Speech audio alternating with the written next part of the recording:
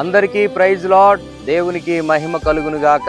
సర్వోన్నతమైనటువంటి దేవుడు ఈ సృష్టిని కలుగు చేసినటువంటి ప్రభు అయినటువంటి యేసుక్రీస్తు వారు ఆయన సెలవిస్తున్నటువంటి మాట, దినములు చెడ్డవి గనుక సమయమును పోనీయక సద్వినియోగపరుచుకోమన్నారు. ఒక సమయమును మనం పోగొట్టుకుంటే మరలా ఆ సమయం రాదు. ఒక వ్యక్తికి బాల్య దినం పోయిన తర్వాత మరలా బాల్య దినం రాదు. యవన కాలము పోయిన తర్వాత యవన కాలము మరలా రాదు. ఉన్నటువంటి సమయం పోగొట్టుకుంటే ఆ సమయం మరలా రాదు. దేవుని యొక్క వాక్యం సెలవిస్తా ఉంది, దినములు చెడ్డవి కనుక సమయమును పోనీయవద్దు. సమయము చాలా విలువైనది.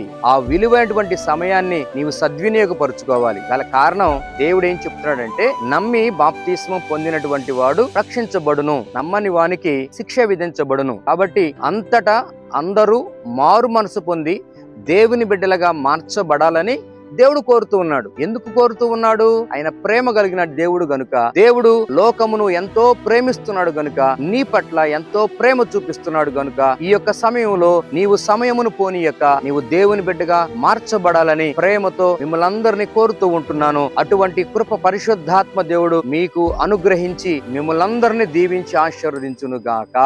ఆమేన్.